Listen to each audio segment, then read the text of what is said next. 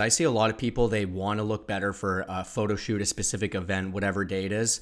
And then they don't really do much. Like they'll kind of do a few classes, they'll do some runs, and like they will do okay with nutrition, but then their muscles just aren't popping the way they want it to. They don't look kind of tightened and toned and all that other stuff. So that's where I think a lot of people go wrong, and especially with the cardio bunnies out there. And that's why we encourage like 3 to 5 solid periodized strength training sessions per week.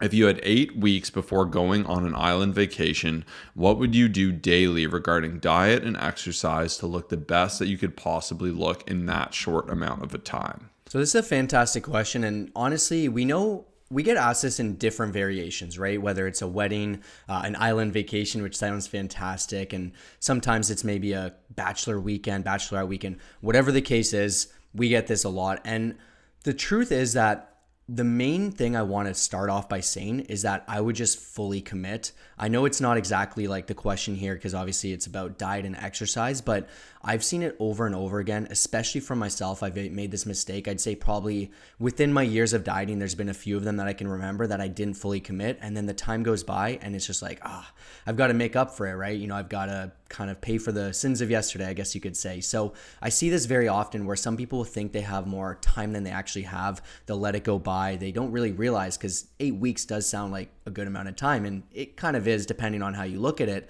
So I would just go all in, like not just 1 foot in and 1 foot out. I would fully commit, and I would just be so diligent on hitting my macros and my calories and just not give in to all the extra temptations out there.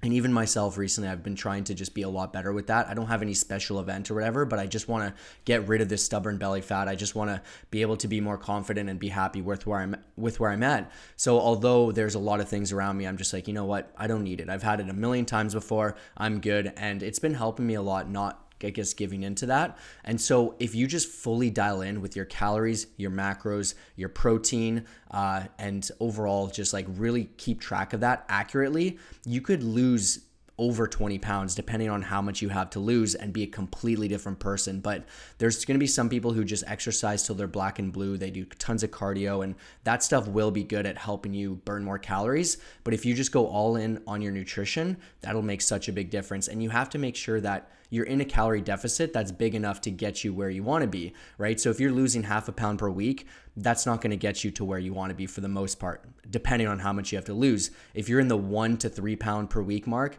once again, it can probably get you there. I say probably because if you have 20 something pounds to lose, absolutely 3 pounds per week will be fantastic. If you just have 5 to 10 pounds, 1 to 1.5 will be solid for you. But that's my biggest tip. I'm sure Josh has a ton though to talk about for this question. Yeah, I love Kyle's point about locking in. Even I mentioned how I was in a maintenance phase, obviously, as I'm recovering with my shoulder. But in this maintenance phase, I've been lifting less intense. I lift very, very crazy, eating the same amount of calories because I didn't want to lose any muscle. But at that point, I'm up maybe 1.5 pounds just from the difference of the two.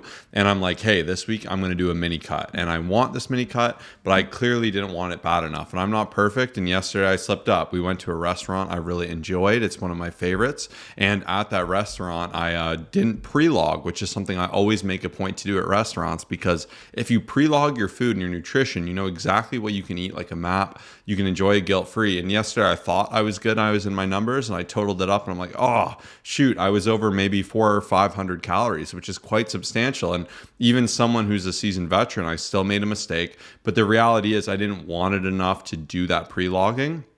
And that's where you got to be real with yourself. If you're serious and you really want to look good, it can't just be a wish. You need to be strong even in those moments where it's not easy to be strong, because it's very easy to adhere when you're prepping all your food, you're having it home, you have all your protein snacks, your veggies, you're going to bed on time, you have all day to go to the gym. Like, that's easy mode. What's hard is when you're at dinners, when you're out with friends, the weekends come and you're bored. So you need to be stronger than your excuses in those moments, and you need to hold that goal above the short-term joy of like, oh, I'm going to do this extra thing, or in my case, I'm going to have another taco, or I'm going to have a few more nacho chips and guac. So that's where in those moments, like Kyle said, you can't be half in. And I think most people become most discouraged in cuts because they'll just be like, I'm half in. I know even Kyle was doing a cut. He said, I'm chilling.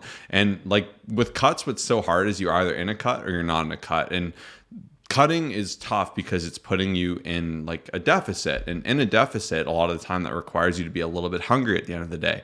That requires you to say no to some of your favorite things. That requires you to make more choices that you wouldn't necessarily need to make if you're maintaining or bulking. So it is such a pivot mentally, but like Kyle said, if you can lock in, 8 weeks is a great period of time.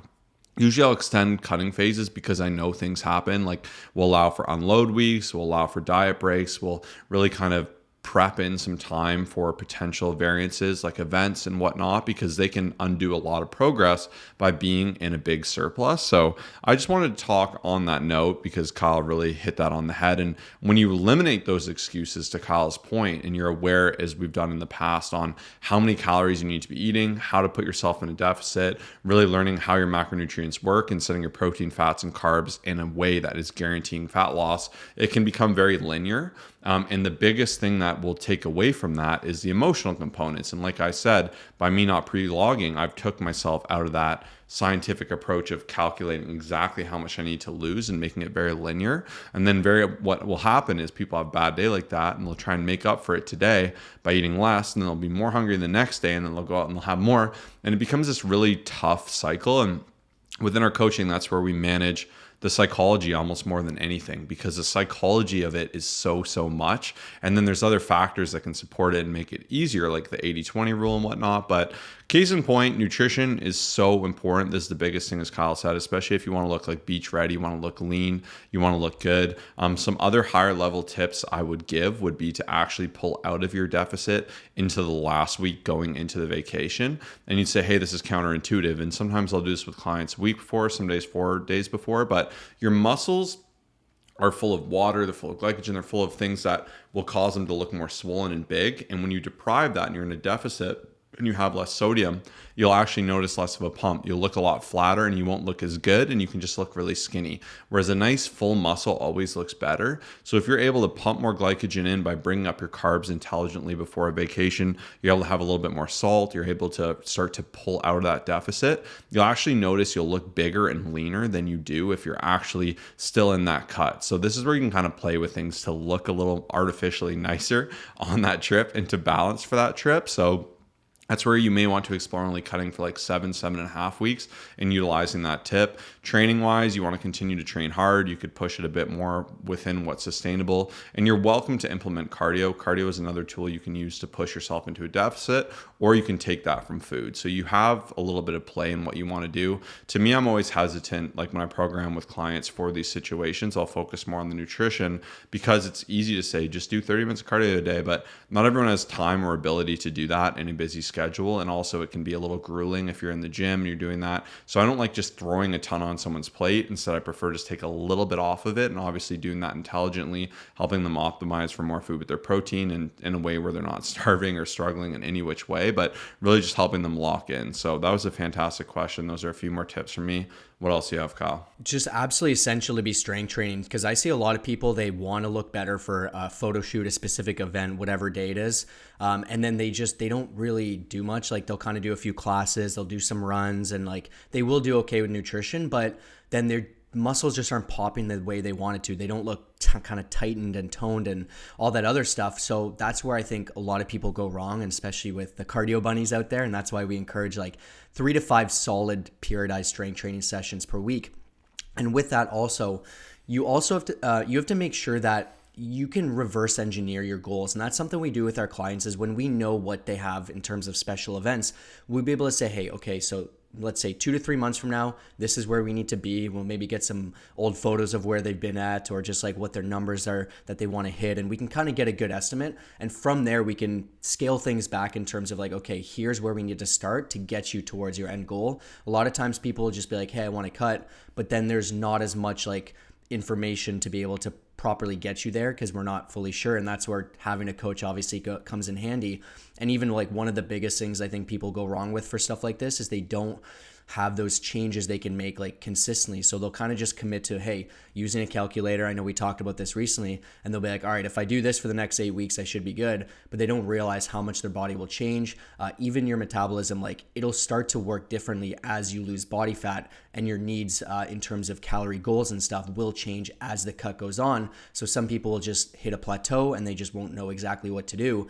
And with that, last thing here, I spent some time looking at when summer actually is. Obviously, here we're in Florida. It's absolutely beautiful. But the thing most people don't realize is that it's going to come by a lot quicker. It's just over 100 days, which is just over 3 months. And for most people to get summer ready, to get ready for everything they have going on, you do need at least 12 weeks to be in a solid cut if you're looking to lose over 20 pounds and do it sustainably. And like Josh said, like we do have to factor in those up and down weeks and those challenge weeks because there always will be something, especially as we're all human. And we're looking to take on a few people who are looking to get summer ready. As we always say, summer bodies are made in the winter. And if you want to be able to look your best, be confident in whatever you wear, whether it's a bathing suit, a bikini, some sort of dress. Message us now because we're going to do an early bird promo for committers. So we want to give you a discount if you're ready to take action and ready to invest in yourself. So message us summer ready to our Instagram at Colossus Fit, COLOSSUSFIT.